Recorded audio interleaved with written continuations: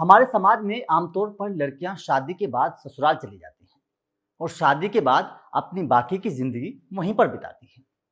लेकिन क्या आपको पता है कि हमारे देश में एक जगह ऐसी भी है जहां शादी के बाद लड़कियां ससुराल नहीं जाती, बल्कि दामाद ही लड़की के घर आकर रहने लगते हैं। और इस वजह से इस गांव को दामादों का गांव कहा जाता है। उत्तर प्रदेश के कौशाम्बी जिले में स्थित इस गांव का नाम हिंगोलपुर है और इसी हिंगोलपुर गांव को दामादों के गांव के नाम से जाना जाता है।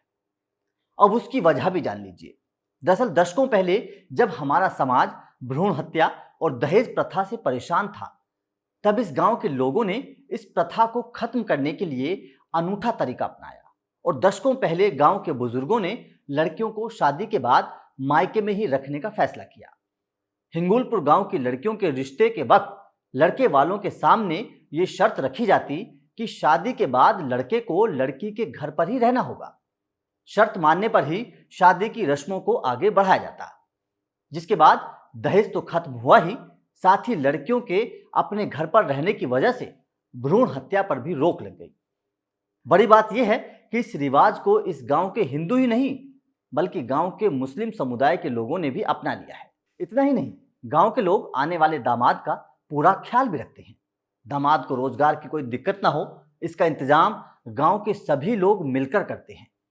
सालों से चली आ रही इस प्रथा के बाद आज हिंगोलपुर गांव में आसपास के जिलों जैसे कि कानपुर, फतेहपुर, प्रतापगढ़, इलाहाबाद और बांदा के दामाद रह रहे हैं।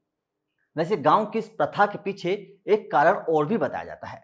गांव के लोगों का मानना है कि जब बेटी का रिश्ता कहीं दूर किया जाता है तो लड़के पक्ष वालों की पूरी और सही जानकारी नहीं मिल पाती, जिसकी वजह से कई बार दोनों ही पक्ष परेशान रहते हैं और लड़ाई झगड़े होते रहते हैं।